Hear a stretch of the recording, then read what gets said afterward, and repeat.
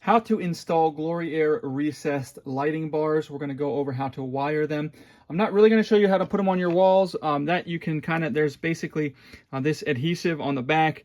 You'll just remove this adhesive and then they stick on wherever you want to stick them. And just be cognizant of where the wires are going to go, because all of these wires are going to need to run from the different lights into the power supply box here where we're going to control it. And this is also, think about where you're going to put this as well, because this is where your switch is going to go, although you could wire your switch farther away because it comes with this switch which has several feet of run on it. But anyways, so, and you're going to have your different length lights and everything like that. So all we really need to do is we're going to have our LED power supply, and we're going to, this is going to be our switch. So the first thing we're going to plug in is our switch, and you'll notice on here there is this little, on this side of it, there is a clip.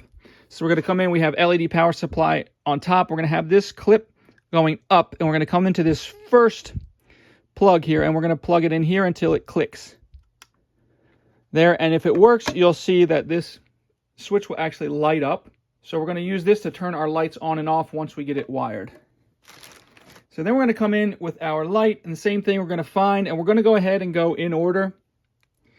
And we are going to find the same thing. We have this clip here.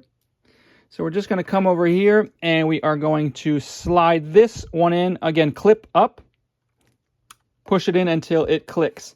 Now this lamp is now wired, so that now this switch will now work. And basically this is just, there's no button that you press, it's just a touch finger. So if I touch my finger to this, you see this light will now come on. And then if I touch it again, it will now go off.